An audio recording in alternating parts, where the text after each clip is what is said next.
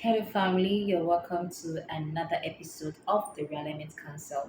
So, the Realignment Council is a space where we reset, we refocus, and we realign our hearts with God's truth. So, I'm Cleopatra, and today we'll be talking about a very sensitive topic and an interesting one for that matter. It's titled Mind Your Words. Mind Your Words. Now, in a world where speaking carelessly is normal, God calls us to speak intentionally because our words matter. Our words shape outcomes. Our words influence the atmosphere around us. And as Christians, we must be extremely careful of what comes out of our mouth. Now, we all know that words are seeds. Every word you speak is a seed that grows into something, either good or bad. Because the book of Proverbs, chapter 18, verse 21 says that death and life are in the power of the tongue. So this means that your words are not just sound, they are spiritual forces. Now, when you say, I can't, nothing ever works for me, I'm always struggling. When you say these negative words and some other negative words, you are planting seeds that you will eventually harvest. And what are you going to harvest? You won't harvest positive seeds, rather, you're going to harvest negative seeds. But when you declare, God is with me. Things are turning around for my good. I'm growing, I'm learning, I'm becoming who God called me to be. You are planting seeds of life. So your words either build your future or break it. And also, we should note that words reveal the heart. Words reveal the heart. In the book of Luke, chapter 6, verse 45, it says, out of the abundance of the heart, the mouth speaks. So your mouth is not the real problem, but your heart. So if irritation, bitterness, complaining, insults, gossip, or even fear regularly comes out of your mouth, it means something unhealthy is living in the heart. Now, this is why David prayed. He says, create in me a clean heart, O God. You see this in Psalm 51. So when God cleans your heart, your words begin to change naturally. Now also stop speaking what the enemy wants to hear. Stop speaking what the enemy wants to hear. Now many believers unknowingly assist the enemy with their words. He doesn't need to attack some people. Their own tongues already destroys them. So when you constantly declare, I am broke, I can't do it, my life is a mess, I will never change, you are agreeing with the negative spiritual forces. So, but God says you are more than a conqueror. You can do all things through Christ. You are the head and not the tail. He who began a good work in your life will surely complete it. Now, speak what God says, not what the enemy suggests. Now, also, words create atmospheres. Your words can change the temperature of your environment. Some homes are heavy, some homes are hostile, some homes are tense because of words that have been spoken inside of them.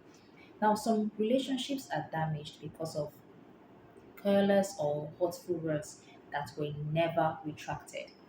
Now, your words can calm anxiety, your words can build confidence, your words can restore peace, your words can bring healing, your words can create unity, your words can destroy everything. So choose wisely. Also, speak life. Speak life even when you don't feel it. Speak life.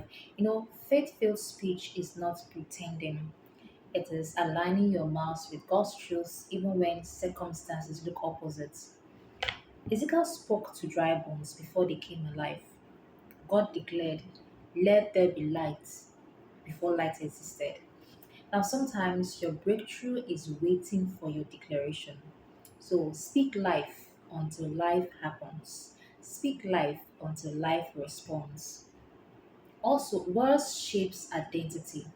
What you constantly say, what you constantly say, becomes what you believe. If you keep saying, I'm not good enough, your mind will believe it.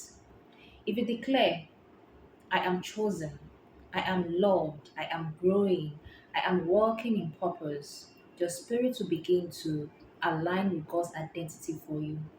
Now, your words are prophetic over your life. Your words are prophetic over your life. So, here are some steps to begin guarding your speech. First of all, pause before you speak. Pause before you speak. Ask, is this helpful? Are these words healing? Are these words necessary? Are they God honoring? And also replace complaining with gratitude. Gratitude shifts your atmosphere. Gratitude changes your atmosphere. Also speak scripture aloud daily. Declarations like, I have the mind of Christ. The Lord is my shepherd. I shall not fear. And also apologize when your words wound, because healing begins with humility. Healing begins with humility. Also, surround yourself with people who speak life. As we all know, environment influences expression. So let's have it in mind that words are powerful. Your words are powerful. Your tongue is not ordinary. Your voice carries spiritual weight. And also know that God is calling you to a higher level of intentionality. So speak life, speak truth, speak healing, and also speak faith. When you mind your words, you realign your life. Now, as we wrap up today's episode, remember this: your words are seeds, and every seed you plant will grow into something, either good or bad. And God has given you the authority to shape atmospheres, to influence hearts, and to direct your life through what you speak. So this means every word you say is a choice, is a declaration, is a tool, and sometimes even a weapon. So choose life, choose faith, choose kindness, and choose truth. Let your words reflect the Spirit of God within you, not the pressures around you. The Bible reminds us that death and life are in the power of the tongue. So speak life into your home, into your mind, into your relationships, into your future, and even into challenges that seem impossible. So from today, be intentional. Pause before you speak, pray before you respond, and speak with grace, with love, and wisdom. So when you mind your words, you allow God to use your mouth as an instrument of healing, encouragement, and destiny. Thank you for joining this episode. Until next time, speak life, live intentionally, and stay aligned with God. Cheers.